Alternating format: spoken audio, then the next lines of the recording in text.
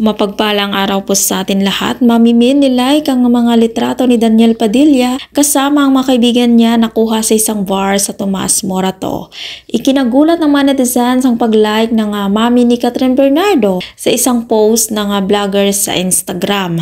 Nako, at ito na ang reaksyon ng netizens. Iba-iba na yung kanilang mga komento. At sinasabi ng iba baka daw kasi hindi sinasadya ng mami ni Kathryn kaya na-like ang mga litrato ni Daniel Padilla. At naku po, meron din na nagkomento na mabuti pa daw ang mami ni Kathryn at hindi daw ito nakalimot.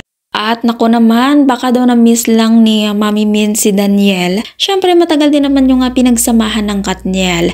At nakaraan lang pinagdiwang ni Daniel ang kanyang ika-29 na kaarawan at first time na wala si Kathryn sa kaarawan ni Daniel.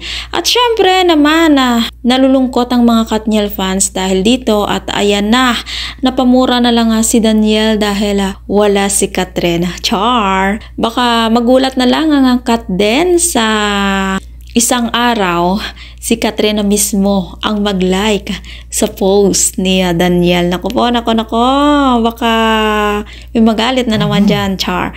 At kung hindi pa nakasubscribe ng aking channel, mag-subscribe ka na sa aking channel, Ives K. Velasco. Maraming salamat po at mapagpalang araw po sa ating lahat.